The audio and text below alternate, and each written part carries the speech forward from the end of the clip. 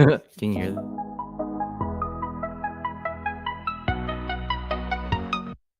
Welcome to the real estate lab, where the market's the game. Austin's the board, and we're changing the frame.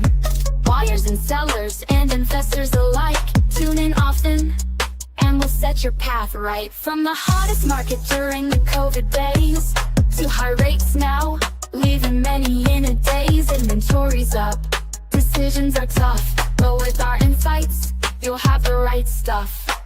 National news got you feeling unsure. We're your local source with knowledge that's pure.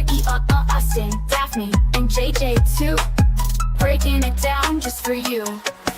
Real Lab 8, we're your guiding light, navigating Austin day and night. Whether buying, selling, or investing your way, we're here to help every hour of the day. Interest rates are high and some opportunities lie in the heart of Texas, under the big sky. Don't let the headlines lead you astray. We've got the facts to guide your way.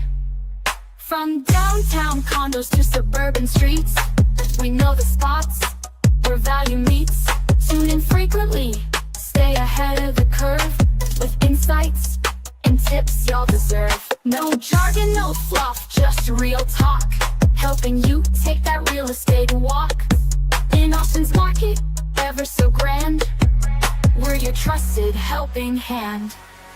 Real Lab 8, we're your guiding light, navigating Austin day and night. Whether buying, selling, or investing your way, we're here to help every hour of the day. So plug in, subscribe, don't miss a beat. With the Real Estate Lab, your journey's complete. Austin, Daphne, and JJ, guiding you through, come what may.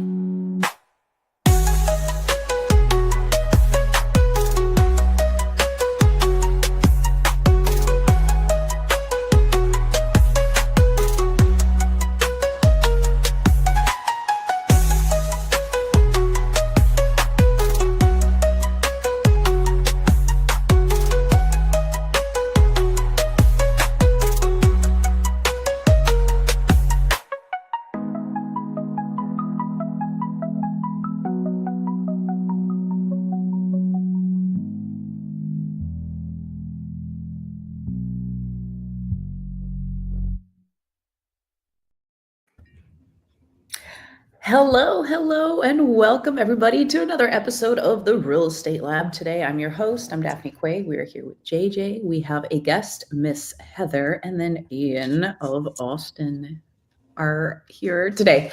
What we are going to be talking about, generically speaking, is multi-generational housing in Austin. We're going to talk about a couple builders that have communities where they build homes with little extra units inside of them. So it's like a secret multifamily almost. And then we're going to talk a bit about multifamily properties. So more standard duplex, triplex, maybe a fourplex here and there. We're going to talk about different neighborhoods in Austin and kind of what the history has been like on those. And then I think towards the end, I'm going to share a bit about my story with multifamily. I have a duplex. I live in a duplex, how I bought it, the deal that I got, when I got it, and all this work that I have done to it, and really how it kind of changed the trajectory of my real estate investment portfolio as well as real estate career. So with that, let's jump in. I know Ian has some homes he wants to talk about that he wanted to show us. Is that still the case? Oh, I mean, I can show some homes. I think let's talk about like what multi-generational means, because obviously there's the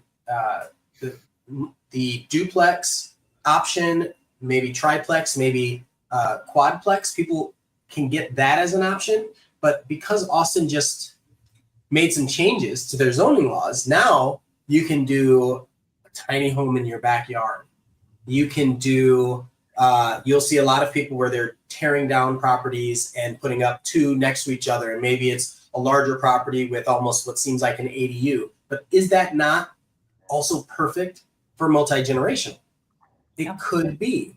But then you also have builders that focus on multi-generational homes. And so they build their floor plans, and I don't think a lot of people know this, but they build their floor plans with either 2 primary or master bedrooms, and they're usually downstairs, and then they put like the other bedrooms upstairs. Or they'll build essentially a whole house, and then attached to that house is almost like its own little studio or single bedroom apartment. And so all of these are options in the Austin, Texas area. So I'm going to pull one up just kind of as an example. And this is just arbitrary. I don't know anything about this particular listing, but I was pulling it up because I have a filter for some of these multi-generational homes. Like this is a great example of what looks like a standard home. That's a nice ticket on there too. 1.299. Ticket. It is. But again, this is in Austin. And look at this. I mean, It's a really good area. This is a really great area too. Thus the price. Side note. That's the price. That's the price. But think about it. Think about how many people these days are looking for that kind of scenario where they have parents, mother-in-law, father-in-law, or even if they're the parents and they have kids that want to stay with them. So I want to see if I can get a floor plan. I can't get a floor plan for this. But this is one of those homes that has multiple primary. I think this is actually the second primary. So this zip code looks like Cedar Park, like 4 points. It's Cedar 4 Park, points. Northwest, Austin. Yeah, not good representation on how the multi-gen works, right? It's just a bunch of rooms. They're not actually advertising that, but it's a multi-gen property. Ooh. Yeah, I mean, I grew up with my grandparents in Killeen, and we had like a 1,300 square foot single family house, 3-bed, 2-bath. So multi-gen could be relative, right? But you could definitely fit some generations in these bad boys. Yeah, I think it's less about the square footage and like more about how you can make the space work for multiple needs and generations. Mm-hmm. I think. Go ahead. I was going to say one thing that I always look at with floor plans for houses like this. So let's say it is multi-generational. One of the big things that comes up is how close. So if there's 2 primary bedrooms, are they near each other? Like you don't want to have your parents near you. In fact, it's even better if they have their own entrance away from you. And it's kind of that same thing with when you have kids, especially as they get older, you don't want them near the parents' bedroom. Yeah, these Correct. When you say two primaries, it's because, or they're like en suite, like the bath and the bed are together in multiple bedrooms.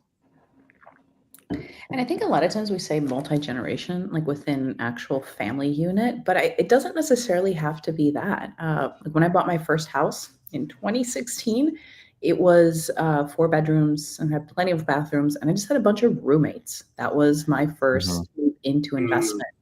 I guess you could say it's multi-generational because I had people that were of all ages that were living there. But there are people who want to like house hack also. So they'll get a house and they'll rent out the bedrooms, or they might do that for a while with the intention of having like an elderly parent eventually come live with them. And those roommates can sometimes be like a placeholder until the parent or family member who needs extra care can slide in there. Yeah. And I felt like this topic came up because of the affordability issues we're having. So if you want to live in metropolitan cities like Austin, you got to be creative enough to figure out how to utilize space. And if it's house hacking, roommates, multiple family generations and under one roof or one lot of land, that's where a lot of this is also sprouting from. Definitely. And I think it's become more, I don't want to say trending because it's not trending, but I think just out of need and practicality, you see a lot of, we saw this with like when millennials were younger, like when we were in our like early 20s, a lot of millennials were graduating college and going back to live with their parents. And I think that's starting to happen more now. What's under the millennials? Z? Gen Z, yeah. Gen Z. Yeah, Okay. Gen Z and then Gen Alpha. Yeah, so I think a lot of Gen Z also is kind of in a similar position where they're going back to live with their parents right after college for a couple of years, or they're doing kind of like a group home thing where they live with roommates because of the affordability. We have so much opportunity here in the way of work, even though like there's tons of tech layoffs and stuff. Like we have a very strong job industry here, but still, it's the entry price for a home is generally expensive, especially for first-time buyers. So you do see a lot of young buyers going in with roommates or family members, etc. Yeah.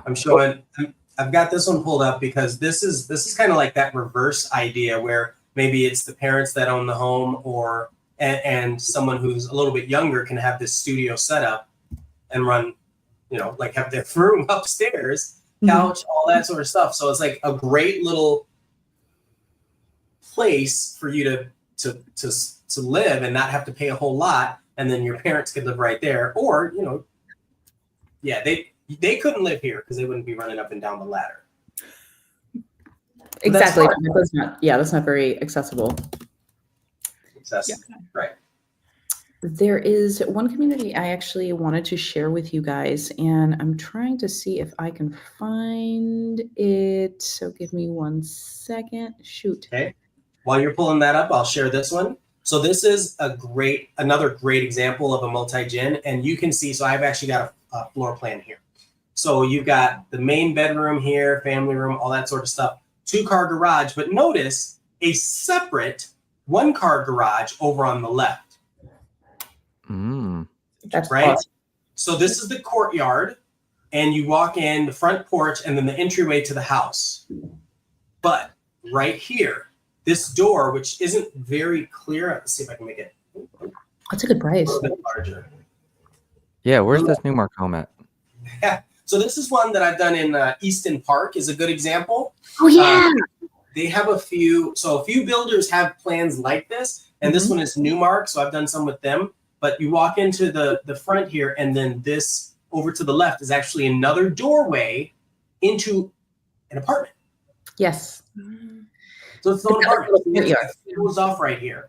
And so this is an apartment with a 1-car garage. It's actually a 2-bedroom apartment with a 1-car garage. And then outside of there, you've got another 2 bedrooms, the patio, and then another garage over on this side. And then it looks like you can bump it out and or change. It's like there's another bedroom shift you can do here. Oh, you can change up how the bedrooms work. But yeah, a standalone apartment with 1-car garage as kind of an offshoot to the main floor plan of the house. These are so cool. I completely forgot about the ones in Easton Park, but yeah, there's a couple builders that have this. I don't think maybe it is Newmark, but there's another builder that has another floor plan. I can't remember what it's called. It's named after one of the Golden Girls. And It's Pace Setter. it is Pacesetter. Thank you. Yep. And they've got a garage apartment. So you can have a whole house. You walk in, similar courtyard setup.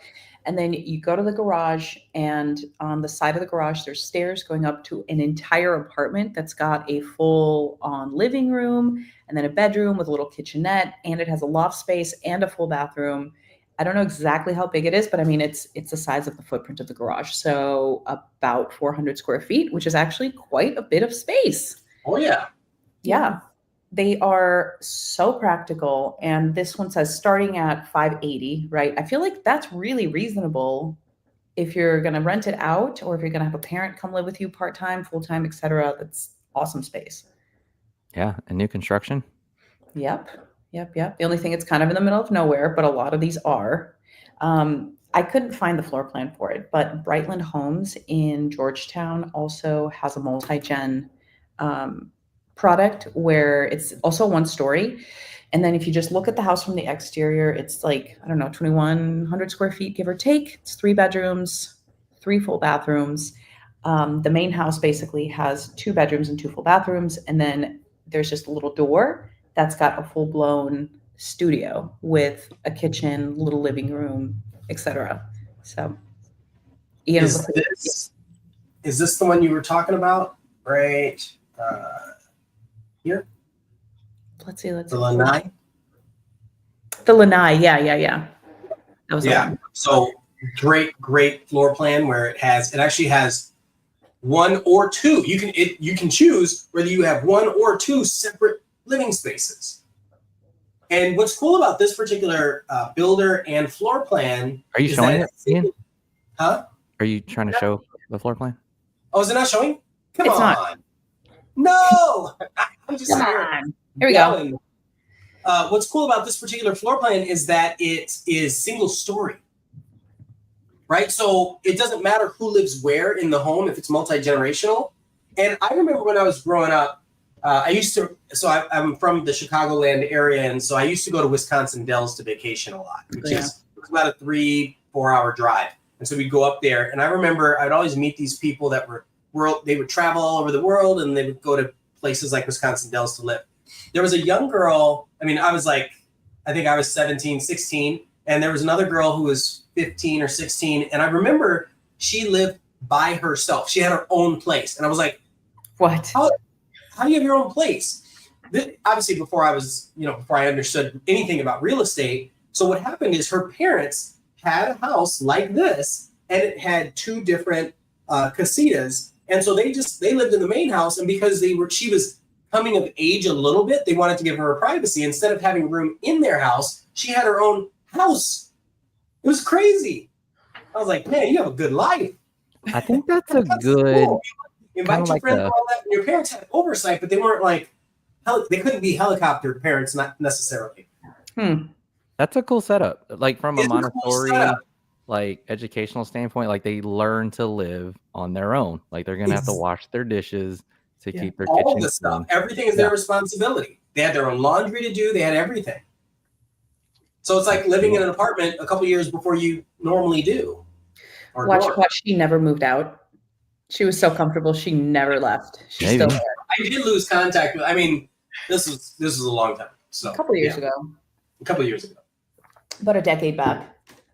Yeah. I think one thing that you guys are getting at is like that this multi-generational thing really hits on like having a balance between privacy and somewhere to get together and actually be together. And these floor plans that you're showing have really done a great job at that because they have this separate like sleeping quarters, bedrooms, and then like a nice big family room or outdoor space or courtyard or something that really allows the family to be together when they want to be. Yeah.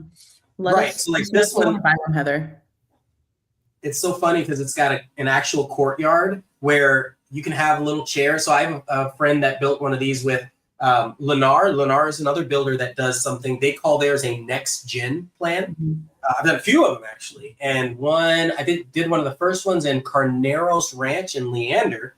And so it was like this where there's a courtyard. So the mom lived here and she would have her little chairs and plants right here. And then the kids would have their little chairs and plants over here. And so if they wanted to have like morning coffee, they could go out together in the morning, have their coffee right in the courtyard, and then they can go back inside into their own little places.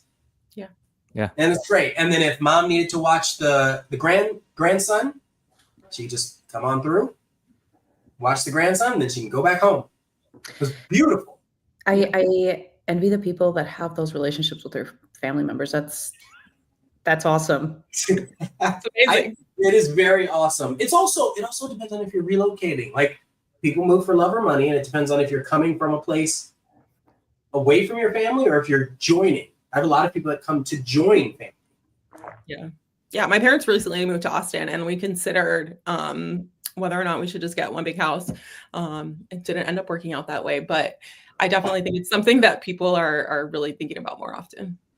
I'm curious and think about affordability. Yeah. Yep. Yeah. Definitely think about like how affordability would work for something like this. I know. Chances are grandma might have a larger down payment. Right. Mhm. Heather, where did your family come from? Or where did they relocate from? Florida. Oh my gosh, what part? Bonita Springs. It's right outside of Naples. Okay. Yeah. Retirement community? Yes. I think Yeah. it's people there. Yeah. That's really Daphne, that's actually a genius point. You said retirement community. Think about how many people would much rather circumstantially have their parents stay with them versus having to put them into a home. Oh yeah. Totally. That's Absolutely. kind of the ideal. Well, I would for my family. For sure. I think a lot. I mean, as you know, granted, nobody has any severe health issues or something because that really complicates things. Of course. But yeah, I mean, if your aunties, uncles, mom, dad are aging fairly normally and just want the privacy and the unity, like what a cool freaking way to do it. Yeah. Really cool way to do it. And really affordable. Do you know, like, does anybody have any kind of idea of what it costs to go into a home these days? Assisted living facility? Oh, it's pricey. Do you know? I've heard some crazy numbers. I don't know exactly. I have clients and friends that have both been in that situation. And actually, my mother-in-law, we've had to do that, but that's in a different state. There's a whole thing. So here, I don't know, but I think it's upwards of $100,000 a year, upwards of 6 figures. Yeah. Give or take, it'll be, I've heard anywhere from like $5,000 to about $8,000 a month for assisted living. Yeah. And that's, I don't know what that includes. I don't know if that includes a nurse or not, or Right. That could just be the place. yeah. Yeah. Here's some Gemini stats. Average cost of senior living in Austin, Texas ranges from $2,000 to $6,000, but if you're talking about nursing care, it could be $2,700 to almost $7,100 per month. Yeah. Okay, so that's still less than 6 figures, but that's still a lot. It's a lot of money. Right? Yeah. You're still talking $50,000 to $75,000 a year. That's more than a teacher's salary. Yeah, it is. It is. Literally. So this is a great way for you to be able to, instead of having maybe full-time assisted living, you could buy a house like this, have your parent or parents stay in one of these units. You have close access, and then when you're gone, maybe you could have someone stop in and check on them every once in a while. Totally. I had a buddy think about a startup where he was specifically looking at luxury Westlake neighborhoods that are close to hospitals and turning nice houses into assisted living, but those neighborhoods considered it like super commercial, and he couldn't get that business off the ground. But I thought it was a great idea. That is a really good idea. I'm sure there's other places where that would work. Yeah. I'm working with a client who's doing that in Georgetown because where they're doing it, it's out of city limits. But this is a question. The question is, if you're watching this and you own a house, would you be okay with someone putting an assisted living home or turning a home near you or in your neighborhood into an assisted living facility? Yes or no? That's the question. That's interesting. Right. I'm curious what y'all think. What would y'all say to that? If it was for my family, I would want it. Heather on the spot. There's no wrong answer. I'm just curious kind of what our initial take is. Yeah. I think it's an interesting idea. I mean, there is a house in my neighborhood where it seems to be like something that is more commercial. It's not, but it's many different people living in there. And they kind of a lot of people go in and out. And so I don't know. I feel like on the one hand, there are maybe some concerns about people moving in and out more frequently than they otherwise might. I don't know. But if it's with an assisted living with older people, I think that would be fine. It would be actually nice if I could live in my neighborhood and like walk down the street to my my parents in an assisted living. You know, if I didn't want to live in a multi-generational home with them or something like that, but still wanted to be close. Yeah. If it's my family, I'm all for it. Otherwise, if it's your family, you're all for it. Right. Like if I could go down the street, I'll take it. I think my only thing is traffic. Like how many cars are going to be parked and will I be able to park? Probably not. So there's actually an assisted living facility not too far from where I live, but it's like a building for it. They have a small little parking lot where visitors can come from like certain hours, and then they've got a shuttle shuttling the old folk in and out. It's not like all of them have their own Buick that they park and they take up all the space. I'm just saying, like the worst thing is you're trying to back out of your driveway and there's another car that's just over clipping it a little bit, and you're like, come on, really? Come on. And then if the whole street right away. You know, the whole street is full of parking. And depending on what neighborhood you're in, this is actually really important. Depending on what neighborhood you are in, in the Austin, Texas area, anywhere, any of the suburbs, the street width can completely change. Like sometimes the streets are so narrow you can barely get one car, and then you still have people parking all along those streets. Mhm. That's true. Probably wouldn't work in a traditional like master plan community. It would have to be something with no HOA and something a little bit older with some more elbow room. Yeah. Yeah. Okay, cool. Well, let's talk a little bit about multifamily here in Austin. Do you guys have clients or have you worked on any multifamily homes? A little bit, not too often, like a little east side, even in Killeen, Oh yeah, they're big there. yeah, like a fourplex in Killeen, 2 bed, 1 bath per unit could be high 300s. Yeah. Yeah. Not bad. Yeah. Very affordable. Are there, Ian? Yeah, I have definitely staged many duplexes in Austin. And typically we'll stage like one side of the property so you can get a really good idea of what it looks like, and then leave the other side vacant so that, you know, you can see. It's typically the same floor plan on both sides, maybe swapped. But yeah, from my experience, it seemed like people were definitely, I mean, it was a mix of investors and probably families that were purchasing the homes. But it definitely spanned kind of the entire city. I don't think there was one area where there were more. But yeah, definitely having some experience doing duplexes. Yeah. Ian? Oh yeah, I love them. I think I sold 6 multifamily last year. I'm going to pull this up because this is what matters. This is what people want to see. In our Austin MLS, we have income properties that we can see, and like JJ was talking about, we've got access to some in Killeen and Temple and all over New Braunfels. But it's always cool to see the difference between people that know what they're doing and don't, because the way they show up are different. Like these are properties that are already rented out. They already have tenants. You can just buy it like as an investment, and there's already people in it. So there's so many variables in there. You can buy it where there are people in it. You can buy it where it's completely vacant and you find the tenants, or you can buy it where, let's say it's a quadplex and there's 3 units that are rented, and then you move into the next unit, and now it becomes an FHA, could be like an FHA or VA purchase for you. Right. You get a really solid deal. But yeah, just to pull up like some price points and areas. So I just want people to see the areas. They're all over.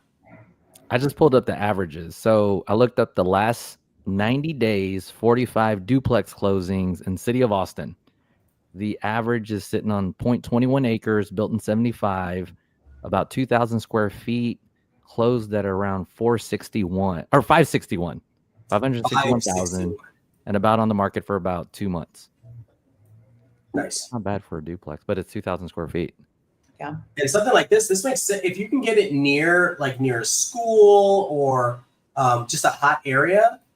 Man, that's just great.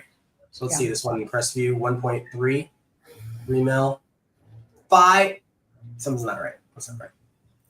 Yeah, it says the average is 560, 561. Yeah, 560. That's the average. Yeah. And it's 2 3.2s. One's leased out for 2,000. The other one's vacant.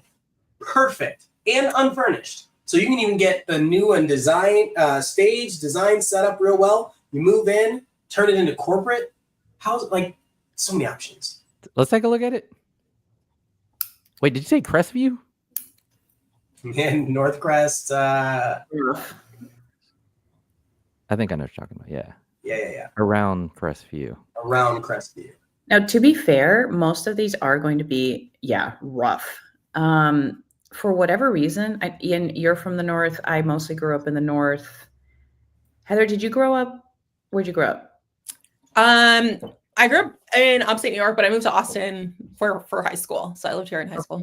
You've been here a long time. Okay. So I guess the point I was going to get at is coming from the north, a lot of times you'll see multifamily like duplexes be mixed in with single family homes. A lot of them are a lot older, in particularly the Midwest or just like the North in general.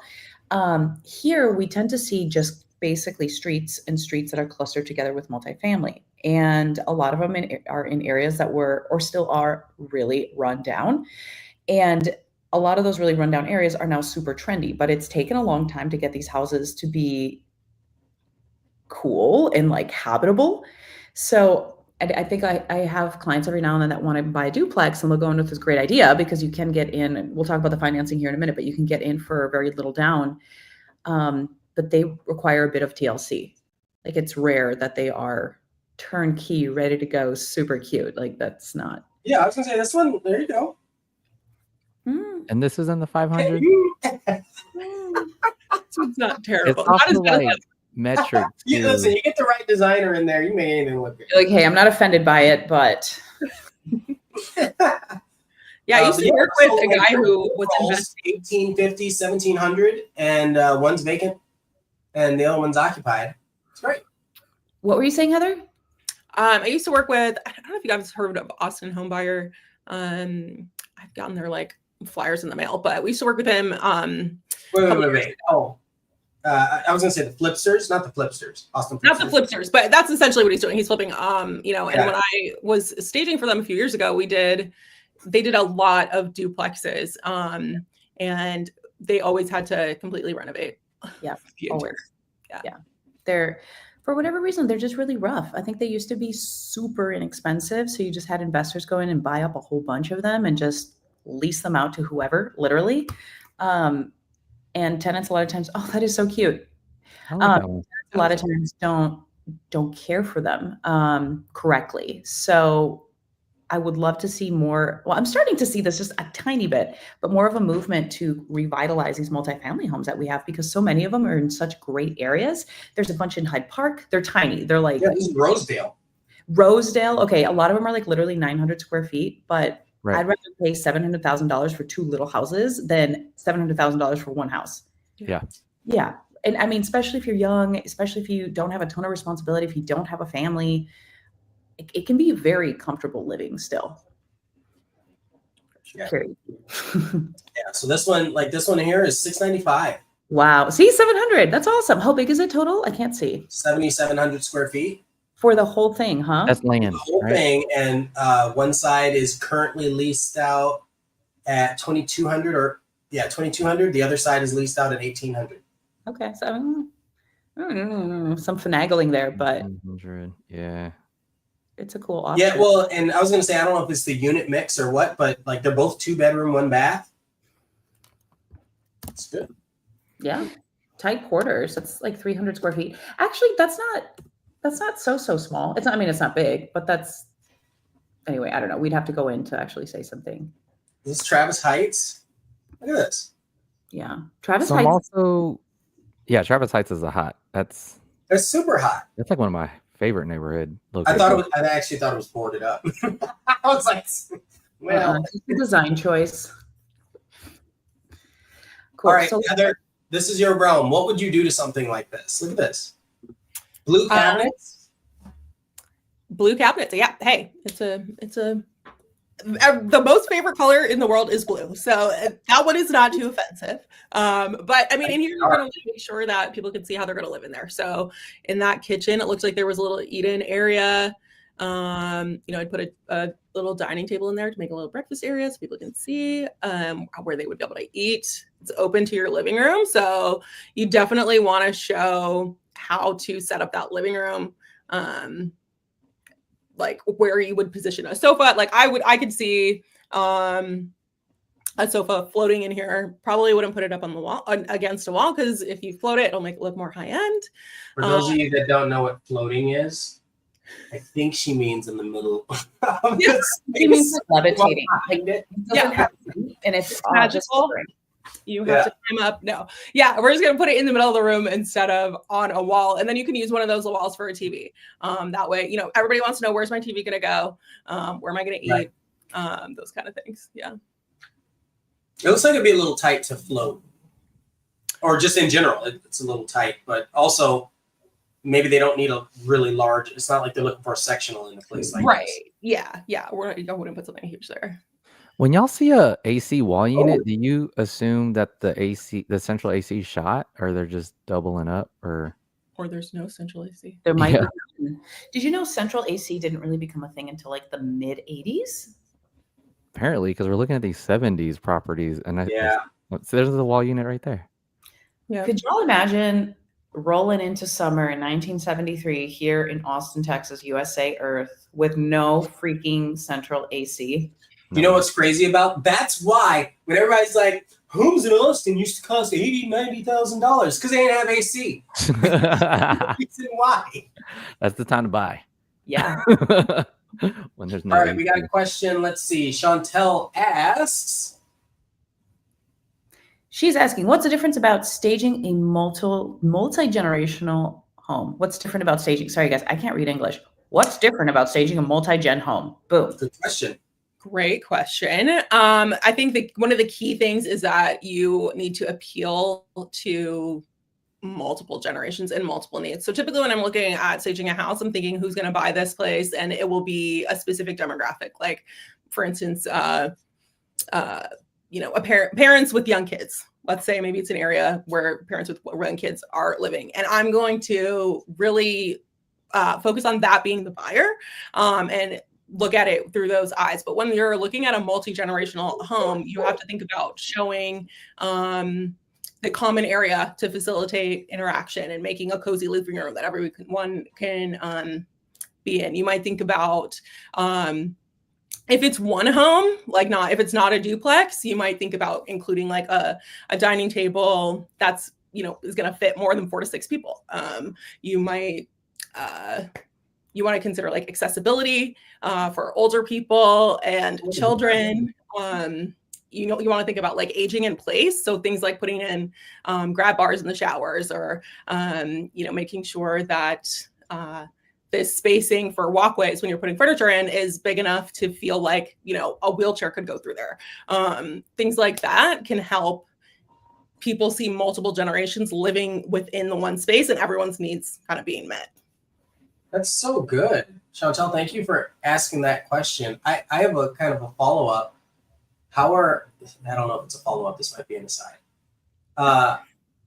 Do you think themes are cool or in right now? So like, let's say this duplex, this is a great example. Not staged, nothing's going on with it, but we want to get some marketing going, right? Would you recommend, if you were to design or stage this, would you theme it?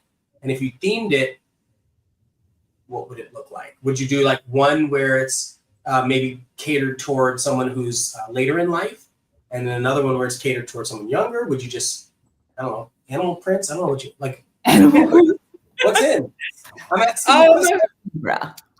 So I think what's in is more, especially for a space where there's going to be multiple generations in, is you need something that's going to appeal to everyone. So you want to look for like neutrals, and like you want to balance that style. So between modern, like a more modern and traditional, a transitional kind of style really works for everyone. I think in a duplex, it would be great to do one side, to stage one side really focused on like a young professional, and the other side, keeping in mind, like thinking for an older couple or something like that, like for somebody who might have their parents living with them. So you can show through the staging exactly how they could use the space for their benefit. I love it. That's a great answer. That's good. That's what's interesting about the rent to price ratios. They're still not that great. So our investors. Whoa, JJ, we're trying to sell houses here. Well, to the right group. Yeah, so what I'm saying, like, is with all these sales, like the 45 sales in the past 90 days, like, do you think they're investors, or you think they're like owner occupants?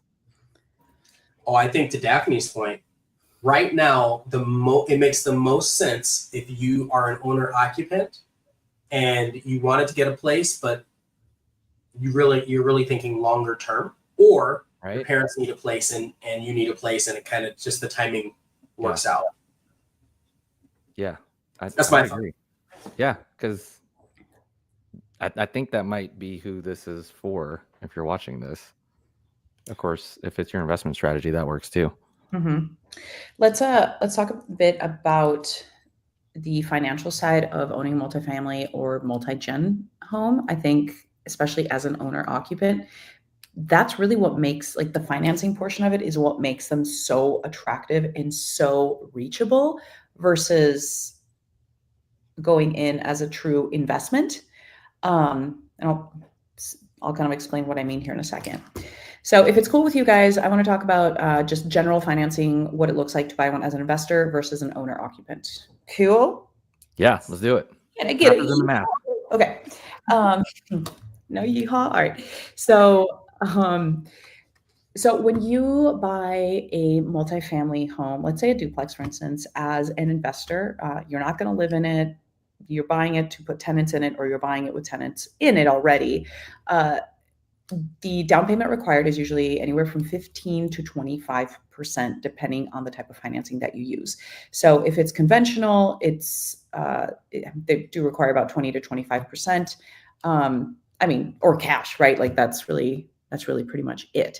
Interest rate is going to be higher too. On investment properties, it's about a point higher or percentage higher than regular owner occupied loans. So let's say today in real world numbers, let's say you're buying a duplex near Brentwood area, near Hyde Park. That's probably going to be about $850,000 times, I'm going to say 20% to be a little bit more generous. That's going to be $170,000 as a down payment.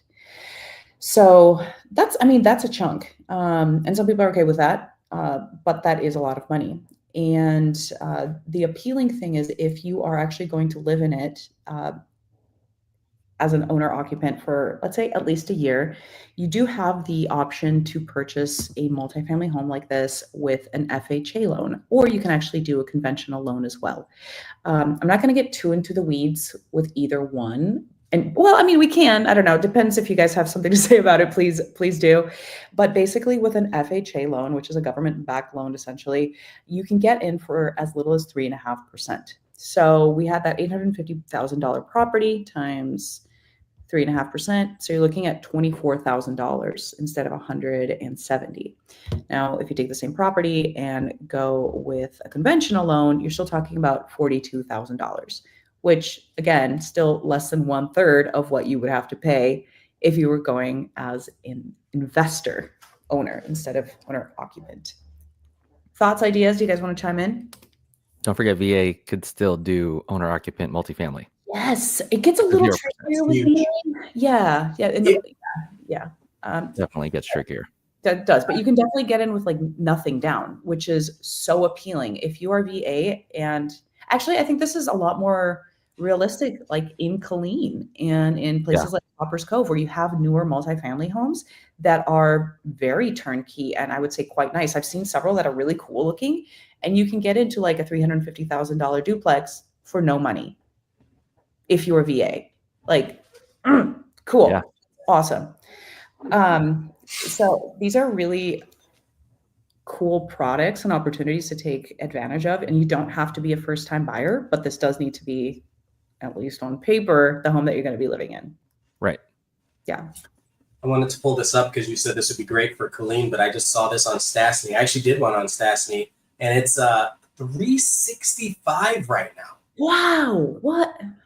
That's good for Stastny. Yeah. The size. Like, that is insane. Rent rolls $1,450, $1,600, right? Mm-hmm. And so another, without getting too into the weeds with the financing part of it, there are these what are the DSCR loans where you can basically get the property, and as long as the value of the property takes care of itself, or the income takes care of itself, then you don't have to worry about like pulling your own credit and taking a ding and all that. And it's just a marginally higher interest rate. But this is for someone who has access to a VA loan, former military or something like that. This is just incredible. Same with if you're a nurse, first responder, police officer, sometimes teachers, right? Like there are all these programs out there for people to be able to do stuff like this their first time. It's not as easy your second, third, and fourth time because they're like, you know what you're doing. But for them to get you in, they love it. And look, no staging ever. What the heck, Heather? It's disappointing. Like they're not even trying to make it look cute. Not even virtual. It's money. Either the calculations work or they don't. Right. The cabinets don't match. It's atrocious. Oh yeah. Heather, do you also do consulting if there was like moving cabinets or changing cabinets or painting? Yeah, absolutely. I mean, that's part of the the staging is not really just about the furniture. You want to really present the home as well as you can. So part of it is definitely advising the homeowner about what like more substantive changes they can make to the house. Paint is always going to be like an amazing, inexpensive way to make a difference in your home. Because you're likely like this is I'm in my home office right now, and probably I love this wallpaper, but not everybody is going to. I do. Yeah. I'm down with it. Thank you.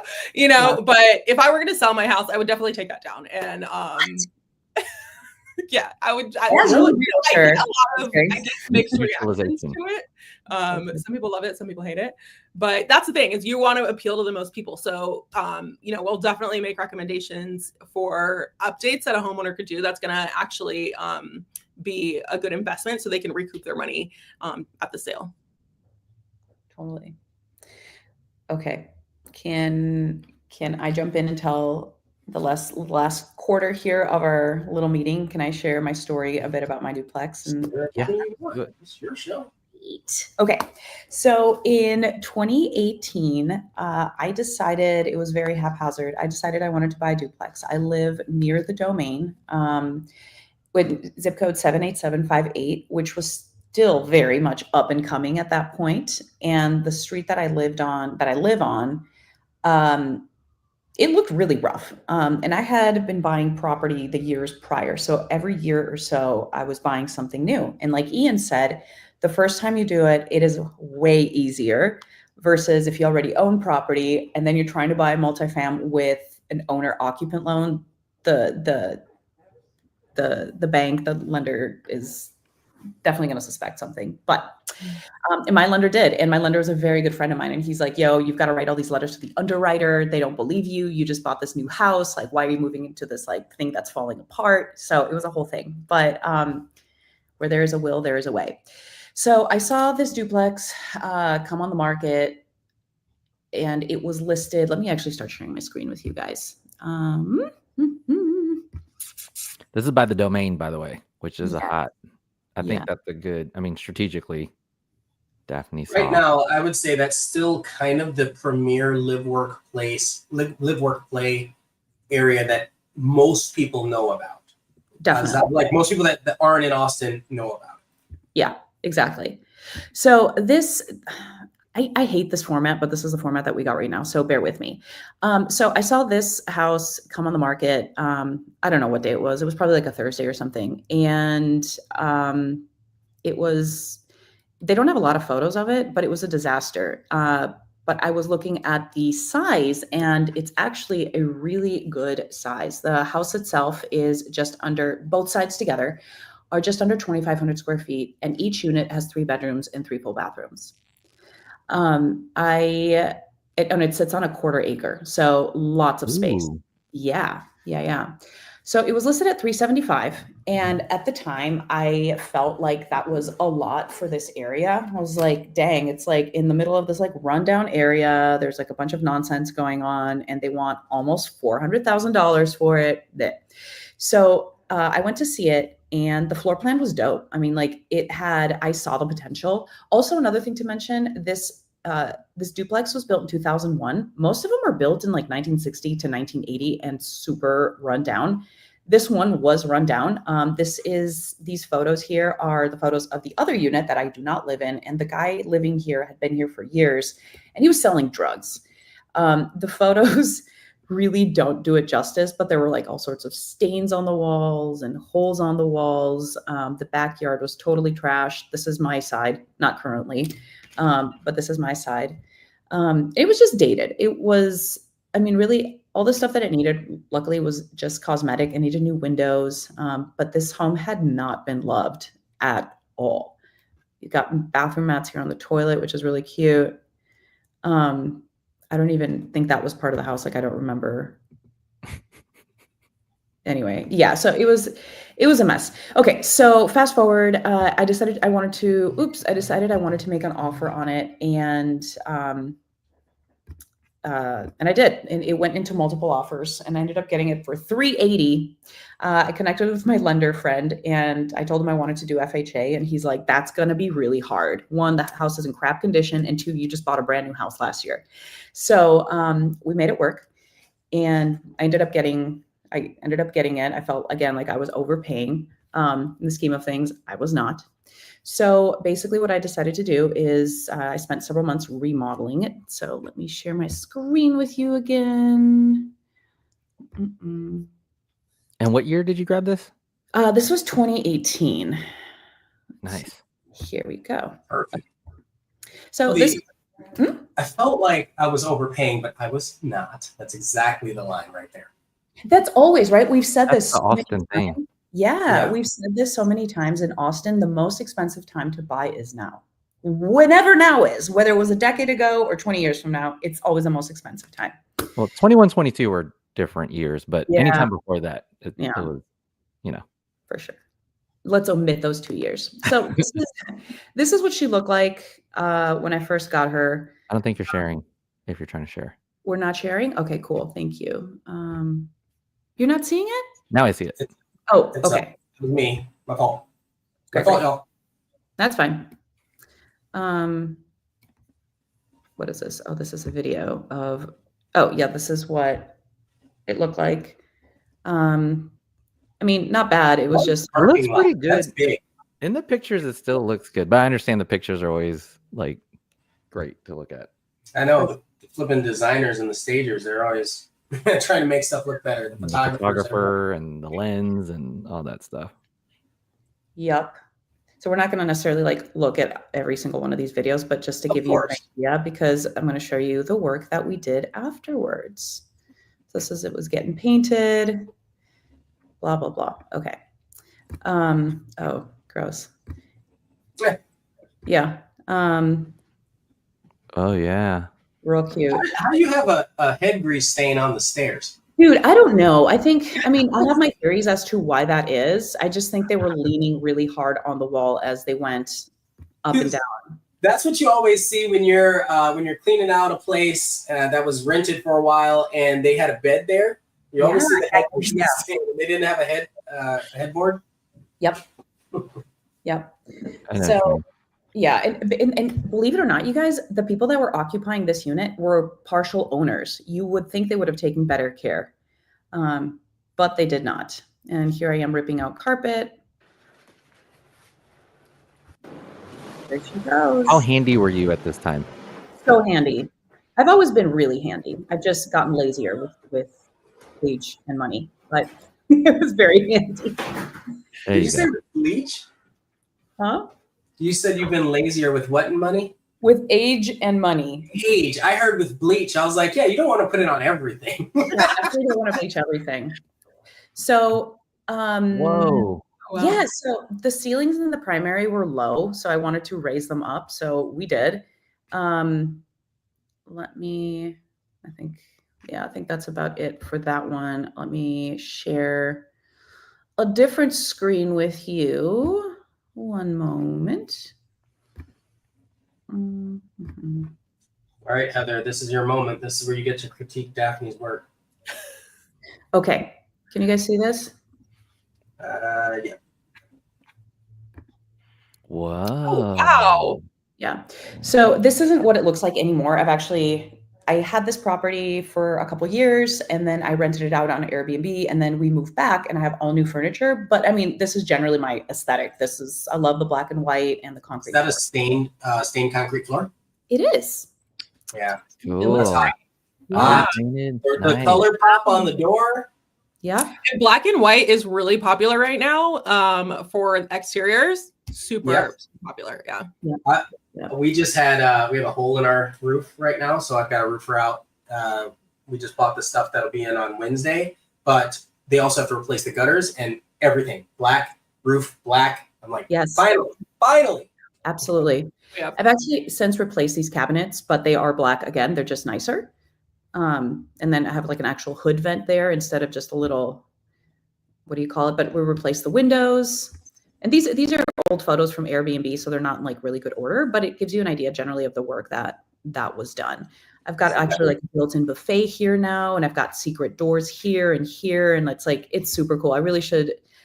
I should take updated video and photos and share that. But this is what we get today. Definitely looks a lot better.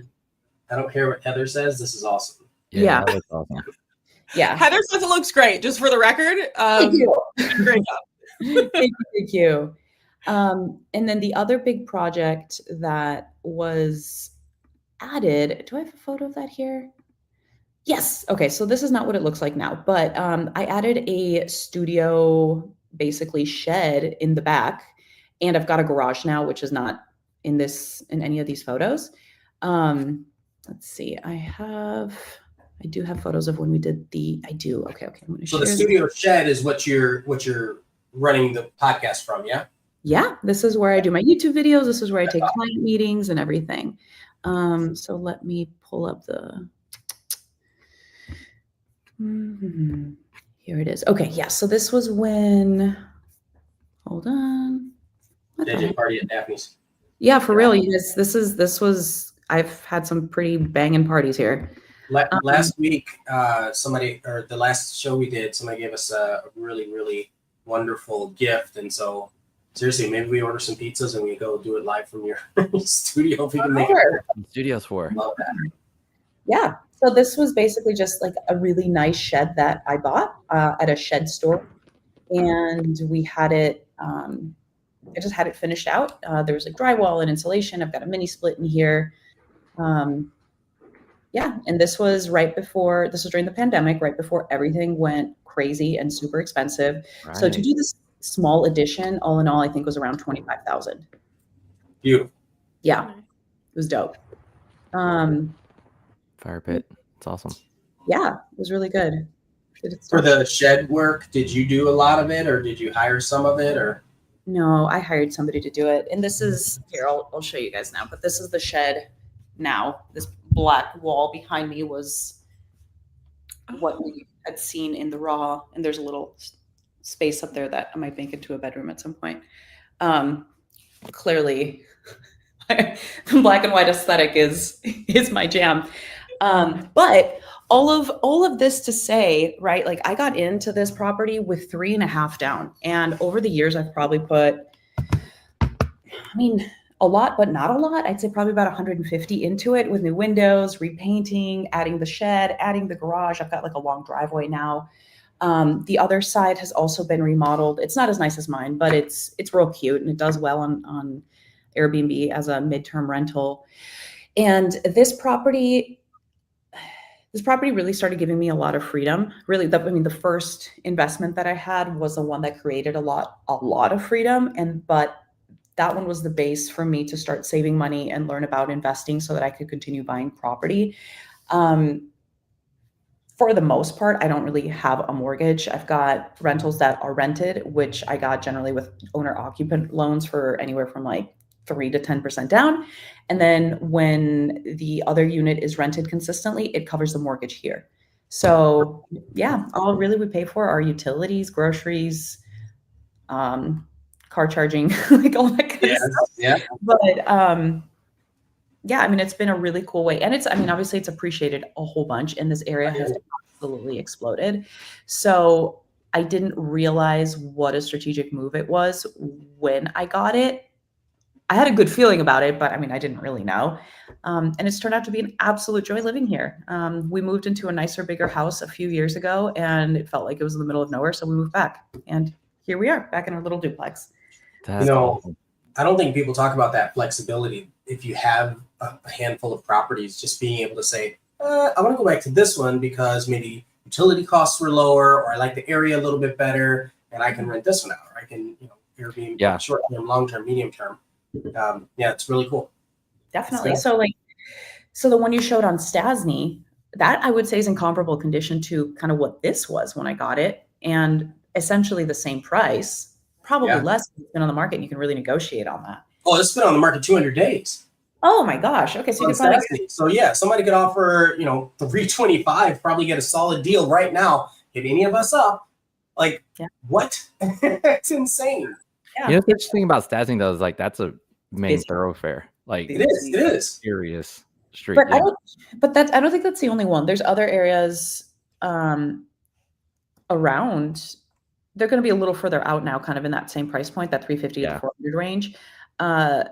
But if you're willing to go an extra 10 minutes or so and still be relatively close to things to do, there's definitely The opportunity. thing about this particular one, and this is something that when we're consulting, we have these conversations, but like, when does the lease expire? Because in your circumstance, for example, you have to be able to move in. And so like, this lease doesn't expire until September 30th of this year. One of them. The other one, the lease expired in 2021. So this person has been month to month for 4 years. Wow. Right? So like, you have an opportunity to say, hey, sorry, bye. I'm going to move into this place, or time it to where maybe if you have a lease or another house where you can move out of that and move into this at the same time. It's taken about that much time to sell houses these days. So here we are. Yeah, true. So, yeah. I have a question, Daphne, on can we say gentrification? Sure. The area is being gentrified. This area? Yeah. Okay, so, sorry, we're going to make another point. I was curious. I feel like there's like a strong street in the waves of, let's say, the Domain going to Runberg. Do you see what street is that, like, good deal versus, you know what I mean? There's like a spectrum. Absolutely. Yeah. I mean, the closer you get to like North Lamar and Runberg, Rutland area, run. But northwest of that, towards Millwood, towards Mopac, Palmer, like gold. Yeah. Okay. Definitely. Oh shoot, I was gonna say something else. I forgot. I'm going to tell you something, Daphne. You just had a micro freeze on my end, and the way it froze was glorious. I wish you had a screenshot. I almost screenshotted it just to send to you. I live for that. I live for awkward photos like that. Oh my gosh, this is great. Wow. And we got one of those scam comments, so no thanks to that one. I'm gonna read it in silence. Okay. So Heather, wallpaper is big right now. Actually, I think it is big right now. On the interior design side, it's not something I would recommend putting in for staging. But yeah, I think millennials are embracing wallpaper for sure. It's so beautiful. There's so much. Beautiful. There's so It is much. very particular. Yeah, well, Right. there's so many different like styles. You could get whatever kind of wallpaper you want. And nowadays it's easy to install it. Like I did this myself. You did? Yeah. This is a brand from Australia called Milton and King, and I just ordered it, slapped it up. That matches your eyes, right? Does that match your eyes? Is that what's happening? The wallpaper? Yeah. What? So, you did that intentionally. Here's the thing. I think I've told you, like, I'm very much a guy that doesn't know much about fashion or design. I don't know it. But I was doing a whole color study, and I read that this color works good for my skin tone. And I didn't know about warm tones and cool tones and all that sort of stuff. So as I'm learning about it, you see things that pull out colors of people's skin and their eyes. Wait, what color? And so actually olive green was another color for our skin tone, right? I guess JJ, you too, right? Like that's cool. I feel like So I'm when as brown as you. When I saw it, I was like, oh, it looks like it kind of pulls out the color of your eyes. Yes, thanks. Well, sometimes I look like I'm in here in camo because I love a black floral print. So if I'm wearing like I had one time I was on a call in a black floral print shirt, and I was like, I promise I'm actually in the room. Like the Cheshire cat. That just like a head. You said the olive and brown go together? Olive and like a caramel skin tone. Okay. I don't. I'll see Yeah, it, I'm not. Only if you have there's a whole science behind it. Yeah. It's only going to match it's only going to go together if you have warm undertones. If you have cool undertones, probably olive is not going to look great, even if you have brown skin. Like JJ looks awesome in dark red. He was wearing a dark red t-shirt last time we met, and I was like, that is your color, bro. Yeah, that I actually match. I don't know what matches, but I watch enough sports to see what colors they match. So like No, that matches for Cleveland. guys. That's different. Like actual No, but matching, and then like what guys are like, oh, that's cool. That's different. I think they still. I've noticed the pattern of what we talk. Like Olive and Brown is like I don't know the Bucks in the NBA, or brown and Horrible. red is like You're Cleveland horrible. Cavaliers. Well, I couldn't figure out how to match stuff, so that's You have a what I- wife. Both of y'all have a wife. Sports teams. That's my whole wardrobe right there. That's how I'm gonna. That's why we have Heather here to help us. Yes. do And that. I have Yeah. a color wheel, so I got you guys. Don't worry. You're like, I have eyes and a color wheel. Did you do your stuff by yourself, Daphne, or like did you get consultants on design? I did it, but Oh wow. caveat: we're in model homes all the time. True. All Yeah. the time. So every time I saw something, I'm like, ooh, photo, notes. How can I use this? Oh okay. And like, Yeah, I'm model in homes, model homes, too. Pinterest, but also it's all black and white. I learned that early on too. Like if I always wear black pants, I can put on any shirt and it works. Yeah. Mhm. it works. I mean, That goes with everything. and how it's designed. Yeah, no, I mean the black and white makes it a little bit more streamlined, but generally, like it's gotta be cohesive. Do you watch 90s rap movies? You? Yeah, I'm like a 90s Hold on, rap you fan. gotta drop some No. names. You can't just say Yeah. that. Well, because in Hype Williams' rap movie like Belly, DMX had Belly, a house. DMX. He had a white and black house, DMX. and it was like so. He has a white and black house, and it's like gangsterfied, but it's like not. It's just white and black. But he's a gangster in the movie, but it's like super cool. You know, it's like a '90s DMX Scarface. This is my black and white house. Like everything's black and white. I remember It blew that. my mind back then. I was like, whoa, that's I cool. know what I'm watching this weekend. You got to watch it. It's been a I know minute. what It's been a you're long time. And I think when I watched it, I didn't understand anything. So I want to show you guys something. Is this gonna load? Oh, come on. We have to watch this ad first. Are we going to the Met Gala? No, I mean we should. This is just an ad. I passed through where Coachella is held. I say pass through because obviously I can't even afford to stop there for gas. I want to show y'all. Okay, here it is. Here she is. Okay, so I saw Oh, okay. this. Oh, Lindsay Lohan. Lindsay Lohan, and I She looks great right there. she looks good. yeah, she looks Because she did not for a long time. true. She- Yeah. she- So speaking of in those coloring, colors. we The have the The same info. coloring. We're both pasty ass redheads, and I saw her in Right. this office, and I was like, "Damn, she looks good. I want that office for my house." Not, Oh, that's not great. yeah. Okay, So I this see. is basically what we did. Not Your this little color. inspo. Yeah, I can Yeah. see that. Do Yeah. you like Lindsay Lohan? Is this kind of part of it? I used to. Before she went off the rails, I thought she was great. Okay. She married an Iranian man, and my boyfriend is an Iranian man, so we have that in common. So that's cute. But no, I mean, I don't really.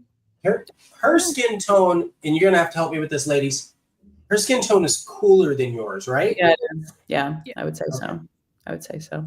I For didn't sure. know that was a But thing. it still work. Like what you did for you works really well, and this also looks really good for her. Like I like that she has. I think the pink works for her skin tone. Right. You don't have as much pink. You have the darker colors. It's a little bit more dark. Yeah, just more filtered. See, I'm learning. There you go. Anyway, speaking of inspiration and color tones and palettes, etc. So Cool. Yeah, you got to link that. You got to share that. It's good. I should. Yeah. Well, cool, guys. I think that basically wraps up our episode for today. We touched on a bunch of different things, but I hope ultimately what everyone got out of it is that there is so much opportunity with multi-gen and multi-family homes. You can get in at a low cost. There's opportunity. There's plenty of upside if you are investment minded. And if you're willing to buy something that's inexpensive, put maybe 80 to 100 grand into it and just watch your money grow. And yeah, it is an adjustment in lifestyle, but it's definitely worth it and really fun. And I wish more people did it. I think more people will. It's I hope so. Oh, right now especially, forefront. absolutely. Mhm. And make sure you hire somebody to make the space your own, Yeah. because that's the worst thing, is to live in a space and you're just like, this doesn't feel right. Yeah. Yes, absolutely. Very good. Cool. See y'all in a couple weeks, I think. I'm driving to Chicago next week. I'll be gone for 2. And then I'm going to Detroit. We'll have to Oh, talk about that. I love know. Detroit. I love Do Detroit. you? Yeah, it's so cute. For investors, that you want to talk about a hotbed right now, Yeah. Mhm. Detroit. That's But the spot. that's for another day. Downtown Detroit, though, it is so cute and so polished, and I'm so proud of what they've done with it. So go Detroit. That's true. They've changed a lot. They've improved it a lot. Yeah. Very good. It's amazing. All right.